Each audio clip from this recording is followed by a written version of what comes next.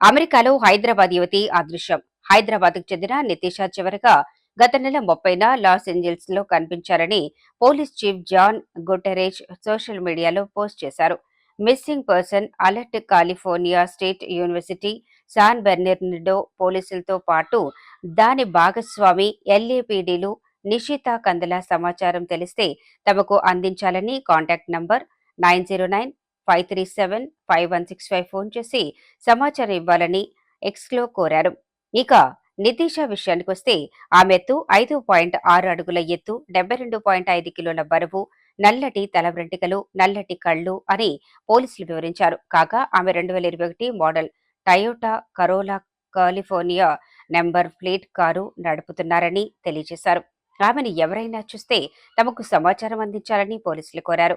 ఆమె ఏ సందర్భంలో కనిపించకుండా పోయారో స్పష్టంగా తెలియకుండా ఉంది. ఇలాంటి కేసు గత నెలలో జరిగింది.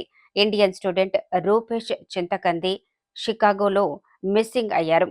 అందుకు ముందు ఏప్రిల్లో 25 ఏళ్ల అహ్మద్ అబ్దుల్ అరాఫత్ ఇతను హైదరాబాద్కు చెందిన విద్యార్థి. క్లివ్యాంగ్లో మిస్ అయిన అరాఫత్ తర్వాత శవమై తేలాడు.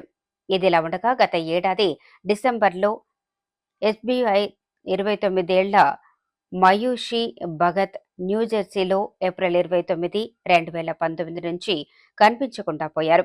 ప్రస్తుతం పోలీసులు భగత్ ఆచూకీ తెలిపిన వారికి $10,000 రివార్డు ప్రకటించారు. విద్యార్థుల ఆచూకీ తెలియకుండా పోవడంతో ఇండియాలో తల్లిదండ్రులు తీవ్ర ఆందోళన చెందుతున్నారు.